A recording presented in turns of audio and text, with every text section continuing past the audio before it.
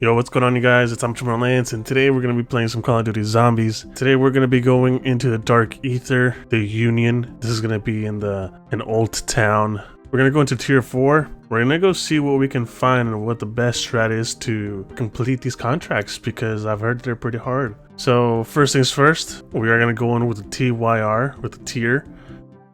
I would say, after using the tiers, I would say that you definitely don't need them. You can pretty much use any gun that you would like to use, but the VR11 is going to be the one that you need for the last mission.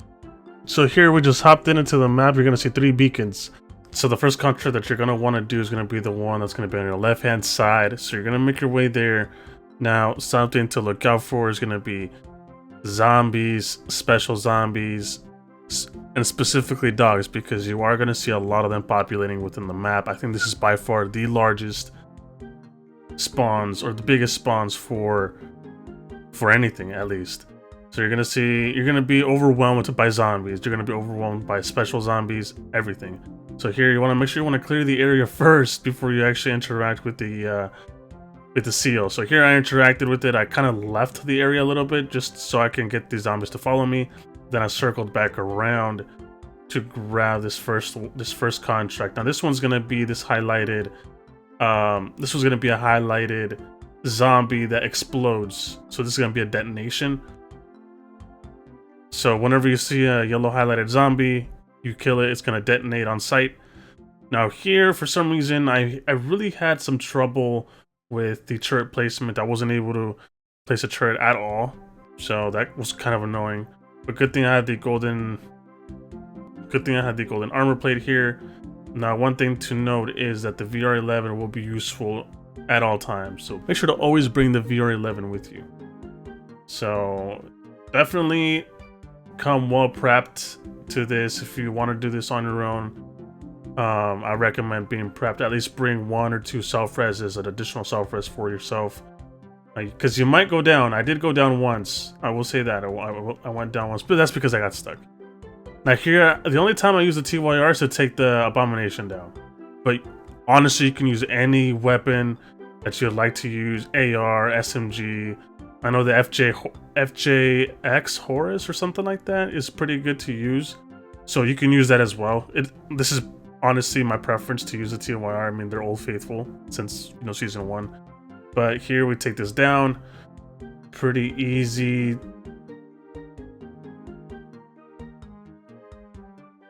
There we go. I would say that the Mega Abomination is kind of tanky, especially for a boss. Now here I got really lucky, and I got a nuke. There was no way I was able to get this contract without the zombies just surrounding me, so I was thankful for that. Okay, now for the second one, you're gonna make your way over to, I guess, like the center-ish of the map. This one's going to be a little bit harder to do because this is going to be an Outlast contract and you have to stay within the premises to complete the Outlast contract. Now, when you open up the seal, which is going to be pretty hard to do because there's going to be a lot of zombies surrounding the area. Once you're able to do that, the seal is going to grant you these Achilles boots, and these Achilles boots are going to give you an additional mobility boost. I guess you can feel it here with the TYRs.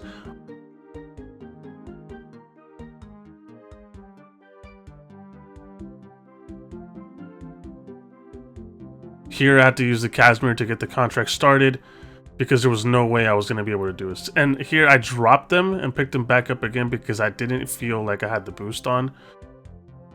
So you have to stay honestly within the premises to make sure that the percentage goes up.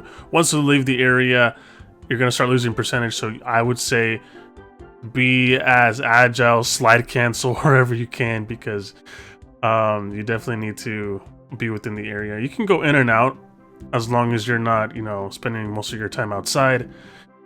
Here I try to at least accumulate as much energy as I can for my power up. I purposely brought in a couple Casimirs to make way for these seals so I can interact with them, but I end up using them here in this Outlast contract because, man, I just needed to complete it.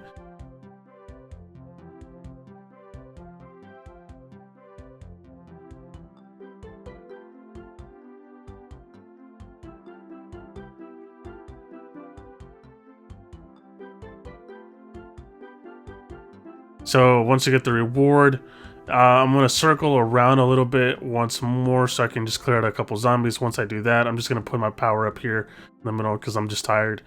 And you know what? I get another perk and that's it. For some reason I equipped it. I didn't really need to.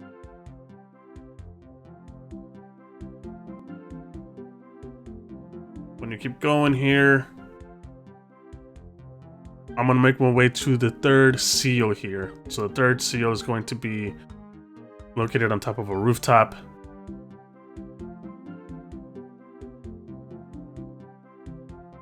As you can see, I'm using the VR11 to make decoys. Then I use my power. Once I accumulated enough energy, I use my power up here to activate the seal. Once I do that, this contract with the item that I just picked up will give you a power up.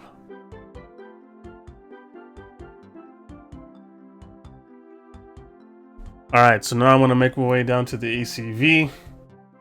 As you can see, if you haven't already noticed, I'm literally just sticking with the VR11. The only time I brought out my secondary weapon is for the Mega Abomination. And honestly, I would even recommend using the Horus instead of the TYRs to take it down. You know what I'm saying? I just decided to use the TYRs. So here, honestly, I would say the Aether Blade and the Golden Armor Plate is definitely a must if you're going to come in here.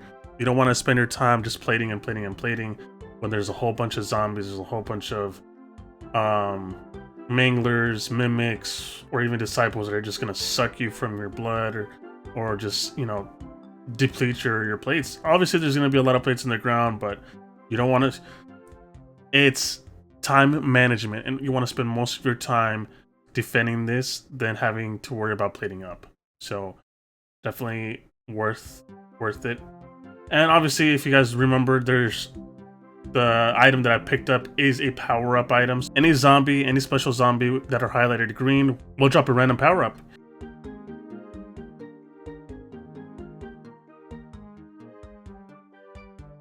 Here, I got lucky with the nuke. So one of the zombies had a power-up, and it was the nuke, and that actually helped out clear out some of the zombies. So here you can see the green power-up on the zombie, and right there's going to be a second nuke. I'm not sure if each and every single green highlighted zombie or special zombie is going to have a nuke. I think for everybody is going to be different. I did get I think double points or more money, more cash. So again, it just varies. It's super random. You're not always going to get a nuke. You're going to get maybe a max ammo, or you're going to get something else. But whenever you see a green highlighted zombie or enemy, you definitely want to destroy that to get your power up, because you never know what you're going to get. So here, and I just get overwhelmed. I'm not sure what this ability is. Maybe it's all the zombies are just iced out and, you know, just drippy. But I get another nuke on a second section.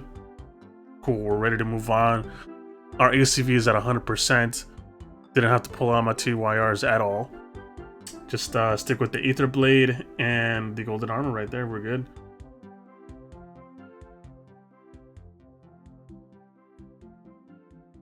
Yeah, I mean, so far we're looking good.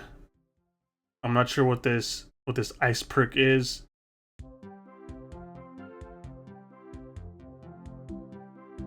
The zombies within a certain radius that you're in, they become slower.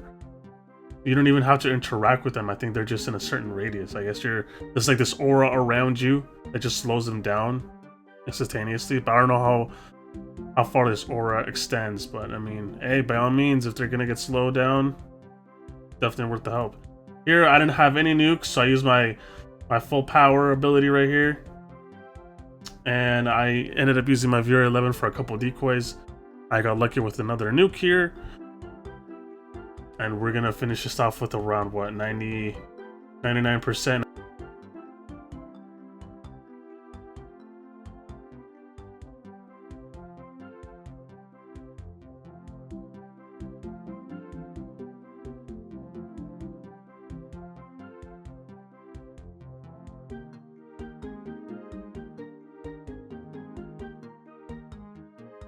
if you've done any of the previous, tier 3 or tier 4, the ACV usually normally has 3 sections. This one has 4, and I feel like this one's a little harder just because it has a lot of zombies, but at the same time, this round was a little bit easier.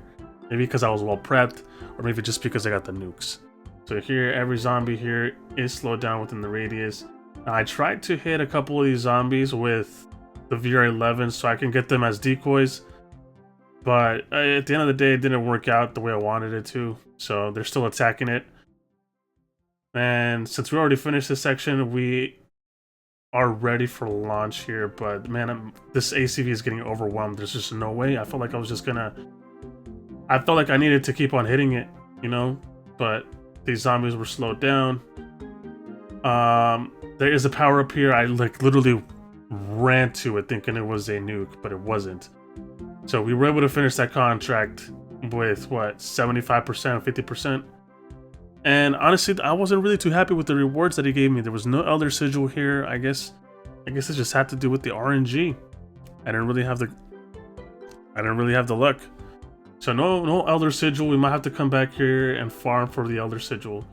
But once you finish those 3 contracts, you will be prompted with a dialogue from the entity. And as you can see, once you've completed all 3 contracts, there's going to be an additional spore control contract that populates. But unfortunately, we didn't have time to do it.